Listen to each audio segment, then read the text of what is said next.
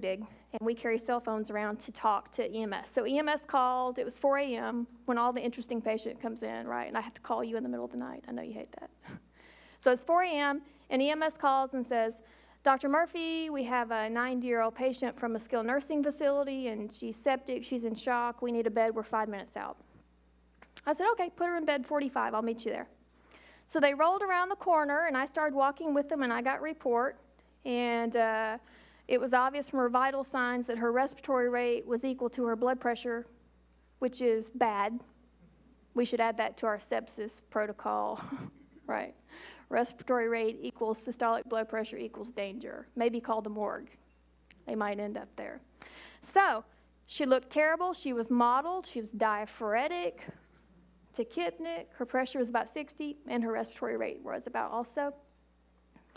She weighed 70 pounds. She had multi-infarct dementia. She had not moved or spoken of her own accord in 2 years. All limbs were contractured, fixed in place. She had a feeding tube taped to her belly. And I asked the nurse to start a second IV as I went through the paperwork. And on the 100th page, you know, there's always 100 pages from the skilled nursing facility. On the 100th page was the medical directive, and it said full code. And the noise you just made is the first time I ever groaned aloud about the status of a patient or the plan. I thought, really? And I remember asking myself, I wonder if this woman is in an unnecessary state of suffering. I went over to examine her. She was covered in bed sores. And as the nurse started the second IV, she coded. And so standing over, she was pulseless and apneic. And I said, call in respiratory. She's full code. I started CPR. I did the first chest compression. You know exactly what I heard and felt. Snap, crackle, pop. It felt like 20. I almost had to break her arm to get it out of the way to do effective CPR. And in the middle of this crunching and munching, something inside of me kind of broke. And I looked at my nurse, and I began to cry. ER docs don't cry, by the way. That's uncool. I looked at my nurse and said, what are we doing? This could be wrong. Instead of this, somebody should be holding her hand, saying, thank you, I love you, and goodbye. How did we get to this moment? How is this the default of the system? Did her family think this is love? And then I asked, I wonder if anyone ever asked her if this is what she wanted. I didn't know. I didn't stop CPR. I delivered full ACLS protocol for 20 minutes, and she died anyway, as she was already going to. The only difference is that there was a great big hole in her chest from the force of my CPR, and there was not an ounce of dignity for this woman. And I felt guilty. I thought that I had failed her in some way. And I had all those questions I asked her in the middle of that code, and I didn't know the answer to them, and I was shaken. Because suddenly what I'd been doing and been trained to do, I didn't know anymore if it was right. So I walked out of the room and thought, whoa, I got some work to do. I got some thinking to do. The very next week, I had another patient who taught me a similar lesson. Paramedics called ahead and said, Dr. Murphy, we have a 60-year-old male. He's obtunded. He's in respiratory distress. We got him on BiPAP. And I think 60 is young now, in my opinion. So this 60-year-old male rolled in. He had temporal wasting. He had 4+ edema. Really skinny and cachectic. I asked his wife, what's his medical history? And she says, he's got stage 4 cancer and we're receiving chemotherapy. I said, well, how's his week been? What's been going on? Because he looked like I should know where he is on the map of life, that he would be in an end-of-life phase. She said, well, he hadn't gotten out of bed all week and he hasn't really been eating much. Okay. Well, he was too confused for me to ask him his wishes. And I was starting to think about asking people their wishes. So in the absence of decisional capacity, it was my job to turn to a surrogate decision maker, which was by default his wife. And so I sat her down and I said, ma'am, does your husband have a living will? And she was dumbfounded that I would ask such a thing. Well, why no? Why would you ask that? Really? So I asked her, has your husband ever told you what he would want or not want in the setting of a critical or end-of-life situation? No. Okay? So I sat her down, realizing that she had no clue where we were. And I held her hand and I said, I am so sorry to have to be the one to tell you this because I'm a stranger. You've never seen me before. Okay? You don't know who I am. But your husband is showing dying signs. And based on his previous existing diagnosis and his treatment plan and what you just told me about his week, we may be there. The x-ray showed multi-lobar pneumonia. His white count was 26,000. His electrolytes were completely out of whack. And he was in respiratory failure. And so I told her, I said, we now need to make a decision that he would make if he could stand here and see himself and hear the bottom line. What decision would he make? That's what we should support. And so I gave her the options. I said, if he would want us to, I could tube him and put him in the ICU. Or if he would want us to, knowing what you're hearing, I could admit him to a regular floor bed. We could call in the palliative care team. He could receive oxygen, antibiotics, fluids, and we could still care for him and treat him. But honestly, ma'am, I think he's dying regardless of what we do. And so the question in this moment is, how do I create a moment of peace for you and peace for him? And so she wrung her hands, and what did she say? Do everything, which happens 99% of the time when no one's ever had a conversation upstream in healthcare. So I tubed him and put him in the ICU, where he died alone in the middle of the night. And I felt guilty. I felt like I had failed this man and his wife by not providing them with a peaceful dying experience to the extent that it was possible. But more importantly, I felt that every healthcare provider upstream who had ever seen these people failed them by not preparing them for that moment. So I learned 3 very important lessons from those patients and many more like them. It was a rough week, let me tell you. The number 1 lesson I learned was, and this applies to us, we need to make our own plans for ourselves. We need to do the difficult work of thinking about what quality of life means for us and what we do and do not want at the end of life. Because you do not want to shift that decision burden to the people that you love. No one that you love should ever have to make an uninformed decision for you. Number 2,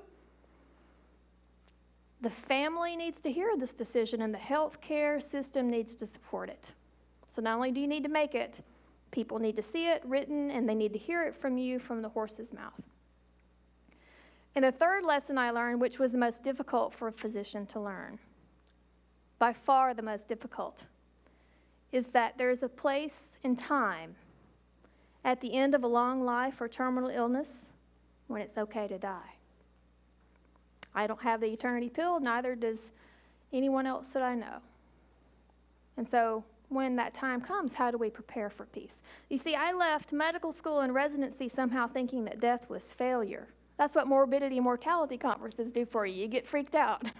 What did I do wrong that killed the patient?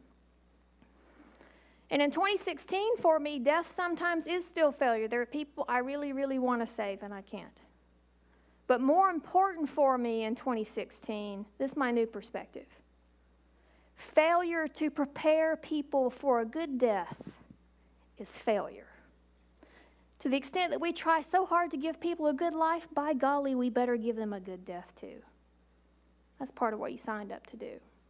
Cannot abandon people at the end. So those were professional lessons.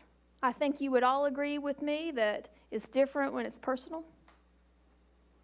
So I had to research hospice literature to understand the natural cycles that occur at the end of life. I was not taught that. That was not a part of emergency medicine training. I was trained to act on the moment, not look at the big pathway. By the way, raise your hand if you feel like you got really good end-of-life training, how to talk about it and the pattern. Raise your hands high. 1, 2, 3. 3 of you. All right, there you go. There you go. It's difficult. So in the middle of researching this pattern that I didn't understand, apparently, I began to write a book.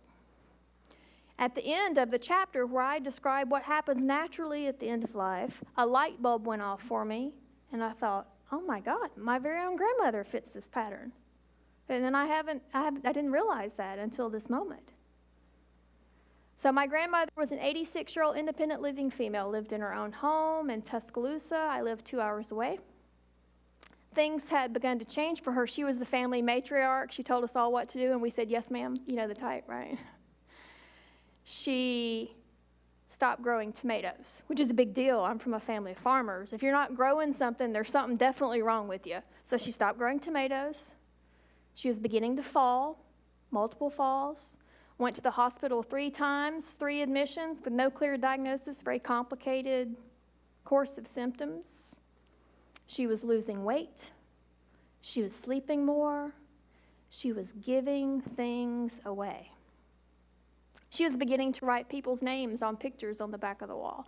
But most blatantly, at her last birthday, she told us, "This will be my last." See, the dying often know they're dying. It's the rest of us who won't hear it. We won't give audience. You know what we said? "Oh, Granny, you're going to be fine. You're going to outlive us." We thought that was love to say that, you see. So here I was suddenly getting it. And so I had the day off. I called up Granny and I said, "Hey, Granny, I'm going to come see you and we're going to do a living will." And she said, "That's a good idea." I was like, "What? It's going to be easy. What's the big deal? We should be talking about this all the time." So I got in the car, I printed off the Alabama State Living Will. I was all proud of myself, like, all right, going to get this stuff in order. Started driving down the road. Remember I told you Granny was falling, right? Driving down the road. My cousin called me, who lived across the street. My cousin said, hey, Granny's falling. I'm over here. She pressed her life alert button, and she's on the floor. And I said, "Well, what do you mean she's on the floor? Conscious?" She said, "Yeah." And I said, "Is she okay?" And my cousin said, "Granny says she's okay." Granny said, "Drive faster." Okay. What? So I drove faster. And halfway down the road further, my cousin called back. She said, "Granny's unresponsive. I'm calling 911. I couldn't believe this. I mean, I was coming to talk about this, not to have it happen, which proves I was too late, right? So I beat the paramedics to the house. I went in and my Granny was awake. She was conscious. They had her in the recliner. But she looked like a patient. I'd never seen her in that role before. This strong woman was now dying. She was pale, diaphoretic, sweaty, but completely oriented. And as I walked in the room, she reached out her hand for me and she said, "Monica, I don't want to go back to the hospital. If the Lord's ready for me, I'm ready to go." My family filled the room. The paramedics showed up. And I knelt beside her and held her hand. And I said, "Granny, I failed you. You see, I'm into failure. I got this."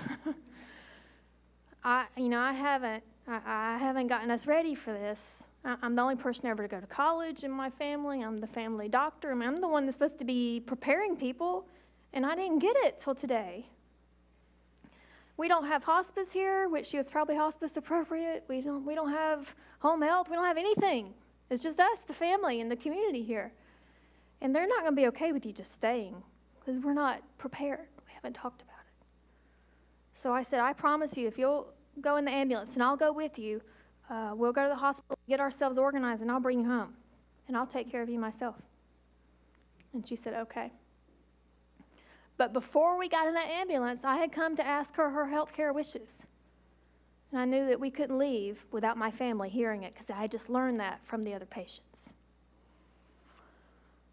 It's one of the most difficult conversations of my life.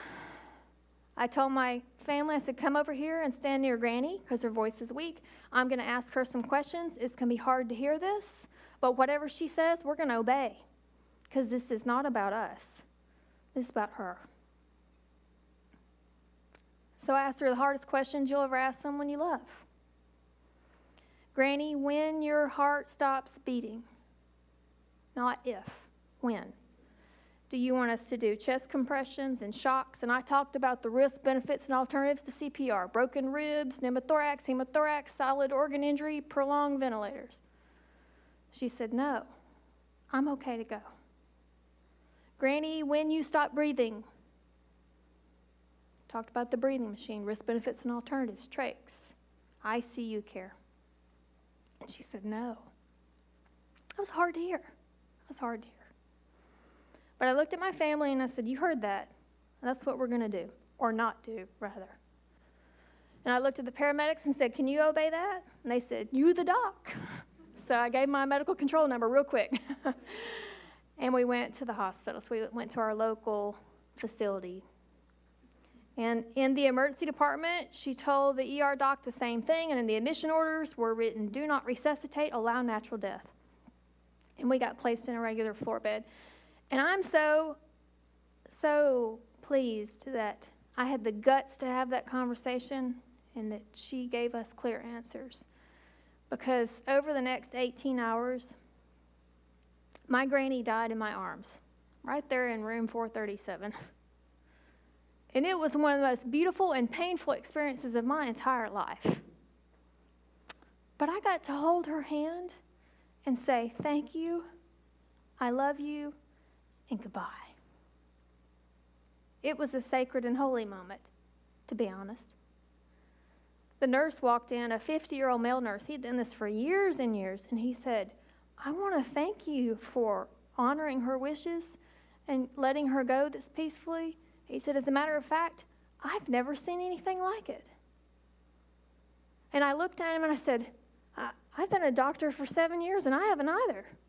But I think this is the way it's supposed to be. I think this is what the hospice folks do. I was embarrassed. I'd like to draw your attention to this photo. It's one of the great pictures of my life. It's a picture of me holding my grandmother's hand 3 minutes after she took her last breath. My grandmother taught me personally the same 3 lessons that those other patients taught me professionally. We need to make our own plans for ourselves. Our family and the healthcare system needs to hear it and obey it. And there's a time when it's okay to die. What a lesson from someone that you love. I hope you can hear her message. It's my message for you and my message for the entire healthcare system. We got to do better. Disclosures. All right, so this is what we're going to talk about tonight. We're going to keep calm and discuss death.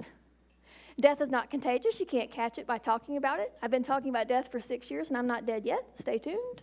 It's coming to us all, right? All right, those are our topics. We'll just get to them. Here's the biggest deal statistic in the United States regarding end-of-life issues today. A Gallup poll in the late 1990s found that almost 90% of Americans say they want to take their last breath in their very own home, held in the arms of those who love them the most. So this is kind of a dark photo, but it's a picture of a man dying in his own bed. His wife is holding him, and here's a heart player. So if a heart player happens to show up, so much the better. That's what the hospice folks can do. I would like to die in my own bed with a cat at my feet and some Bach playing. Sounds nice. My husband would like to die in his own bed with some dogs running around and some Genesis playing. He's a weird guy, but you should get what you want at the end of life. Sounds a bit rowdy for me. So that's what 90% of Americans want. But the stark reality is that over 70% of us die in medical institutions. Predominantly hospitals, but also skilled nursing facilities. And way too many of us at the end of a long life or terminal illness die in the ICU getting the full court press. And that is not what people say they want. So somewhere along the line, we're doing something wrong. Here's one of the problems. Only 20 to 30% of Americans have had any conversation with their loved ones about what they would want or not want in a critical or end-of-life situation. Only 20 to 30% of Americans have advance directives or living wills. Raise your hand if you have an advance directive. All right, you're my people. The rest of you, I'll check back with you tomorrow. There's one in your pamphlet. Okay, very good. That's my message. Okay, so there are 3 cultural variables whose present configuration have created the 90-70 dilemma, in my opinion. I'm also an anthropologist because I couldn't figure out what I wanted to do before I decided to be a doctor. Okay, so the first cultural variable here is the knowledge that average Jane and the Joe on the street has about death, dying, and the end of life. And I'll tell you that in 2016, the average American knows very little about death, dying, and the end of life. It's a medicalized event. It's managed in medical institutions. It's not considered a natural event anymore. This is a photo from the 1800s. Kind of an odd photo, don't you think? A man who died, and his death and dying were managed by the community, okay? Died in his own home. Family built a casket, they buried him right there. So interestingly enough, in the late 1800s, the only photo you might have of someone you love was a perimortem photo. Can you imagine what their mantles looked like? Whoa. Even mothers rushed their febrile babies to the photographer to get a last or only photograph. So, was death and dying any less trying to the human soul in the late 1800s? No, I'm not saying that at all. I'm just saying that people knew what it looked like, they knew the pattern, they knew what to expect. It was tightly woven into the fabric of everyday life, not separate like it is today.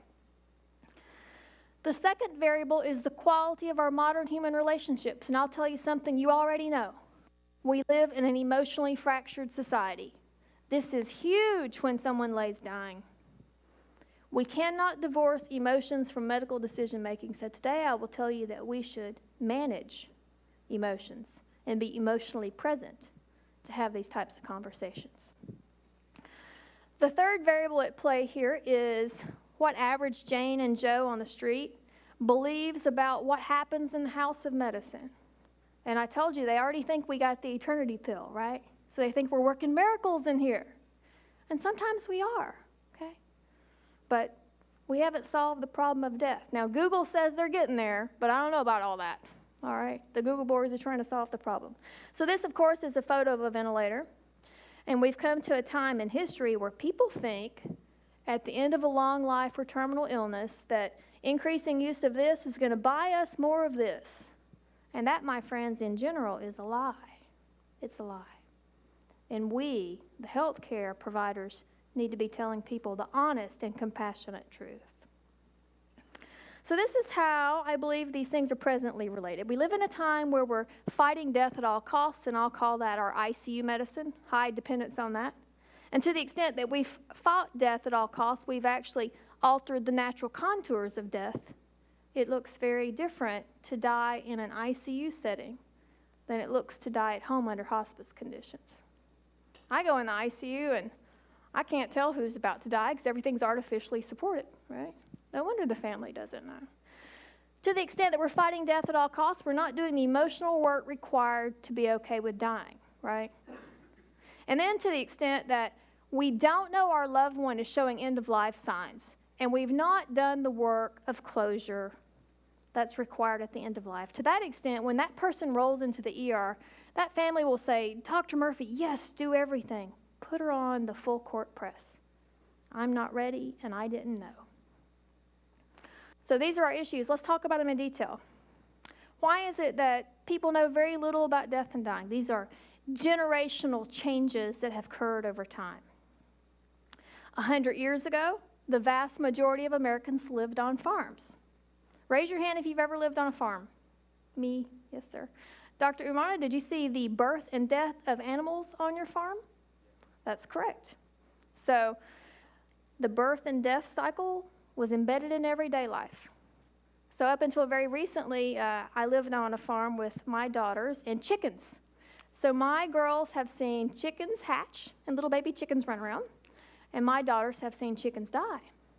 Some of the chickens died of old age, some were eaten by us, some were accidentally eaten by the dog. Whoops. Okay, sorry about that. My middle child calls that the cycle of life. She knows what it looks like. Fast forward to 2016, only 2% of Americans live on farms, and even our animals die in medical institutions. We take our animals to the vet to be put down. We have hidden an entire generation from the cycles of life and death. If you are a middle-aged American living in a large city, you may have never seen a single thing die in your entire life. So how are you supposed to know your mother's showing signs? You don't know. And the healthcare providers aren't discussing it. So generational changes. Other reasons that people know very little about death and dying is that it's really not polite to talk about this topic. I'm surprised any of you are even here. I guess it was because of the work you had to do. So as an example, the day that I went to see my granny, the day she died, I called up my dad and I said, hey Dad, I'm going to see Granny and we're going to do a living will. And he said, don't you go down there and tell her she's dying or anything. And I said, well, I don't have to. And I mean, that's what she's been telling us, right? And very rhetorically, I ask, why is it that we can't talk about one of the most fundamental facts of life? That it ends. Well, why is that? Well, there's one group of people that I hold responsible for why we don't talk about death and dying. Doctors, raise your hands. Hi. Higher.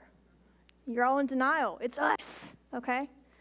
Physicians hold a priestly role in society. There's very little that happens and does not happen in the house of medicine that we did not write an order or make it so or start the conversation. Patients think if you're not talking to them about it, that it's not a priority or it doesn't apply to them. Well, that's wrong, okay? The whole system hinges on us starting. We have to carry this role. It's a sacred role. We have to carry it honestly, and we have to tell people the truth. Now, we're not very good about it because we already saw the number of hands that were raised for people who were trained on how to have this conversation. But there's one group of people that we really should not ignore. Are any nurses in the crowd? Nurses? Very good. Nurses are smarter than doctors. This is no surprise to you, right? Okay. This is how.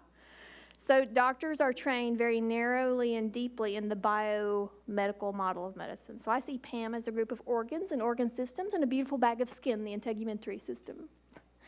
But then a nurse sees me as organs and organ systems, and they know my BUN and creatinine and F, but also sees me as Monica. I'm a mother, I'm a spouse, I'm a member of a religious community. She sees kind of the bigger me. Nurses are trained in the biopsychosocial model of medicine. They have a higher level of interaction and depth of relationship with the patients than we do. Nurses are trained better on end-of-life patterns than we are. Nurses are trained on patient education. Do you see where I'm getting here? They're better, okay? So we should free nurses and nursing staff to start the map of life conversation. And you really want a powerhouse? Find a nurse practitioner to do this work for you. It's amazing. That's marrying the knowledge of a nurse with the knowledge of a provider. And Medicare will pay them to have these conversations. We'll talk about that later. So nurses would like to free them to do so. We have clergy and case manager friends who are hung out to dry when we don't tell patients the truth about where they are on the map of life. So I've got clergy friends who say they are invited to come in and pray the patient back to life, when in fact they should be praying for a peaceful passing. I mean, they're stuck between a rock and a hard place because we haven't told the truth, right? Case managers go in to discharge patients to hospice, and they're the first person to tell the patient they're dying. That's rude. We shouldn't do that to them. We should be the ones to tell them, okay? All right. So let's talk about this emotionally fractured society. This is also a view of human history.